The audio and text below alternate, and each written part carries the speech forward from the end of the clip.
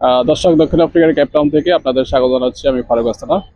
দর্শক, আপনারা জানেন 29শে মে দক্ষিণ আফ্রিকায় জাতীয় সংসদ নির্বাচন অনুষ্ঠিত হয়েছে, সপ্তম জাতীয় নির্বাচন।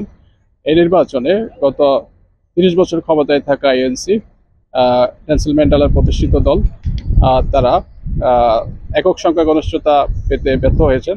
তারা 40 থেকে একটু বেশি, 41 পুরাও না, এরকম সংখ্যাগরিষ্ঠতা পেয়েছেন।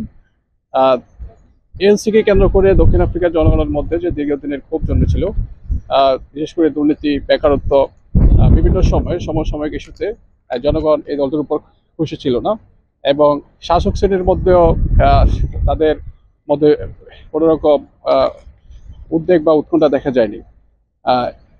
সবচেয়ে বড় এএনসিকে যে এই বড় ধাক্কা খেয়েছে সেই দিকটি হচ্ছে এএনসির যে সাবেক সভাপতি, দক্ষিণ আফ্রিকার সাবেক রাষ্ট্রপতি জ্যাকব জুমার দল।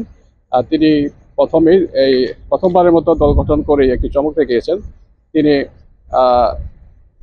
বর্তমানে যে নির্বাচনের ফলাফল, এতে তিনি তৃতীয় স্থানে উঠে এসেছেন। বরাবরের মতো দ্বিতীয় স্থানে এই আগের যে বিরোধী দল দিয়ে শ্বেতাঙ্গ প্রধান দল, তারা দ্বিতীয় অবস্থানে আছেন।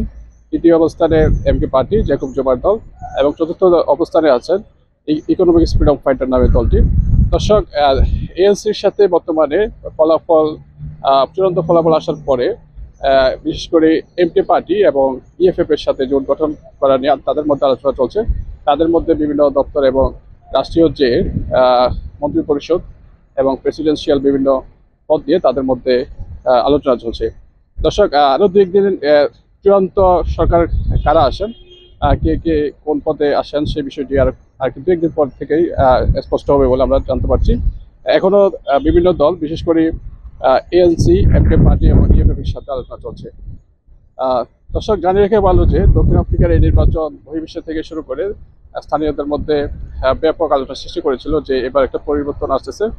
চূড়ান্ত নির্বাচনের ফলাফলে সেই পরিবর্তন ফুটে উঠেছে। দর্শক, দক্ষিণ আফ্রিকা থেকে ফারুক আস্তানা।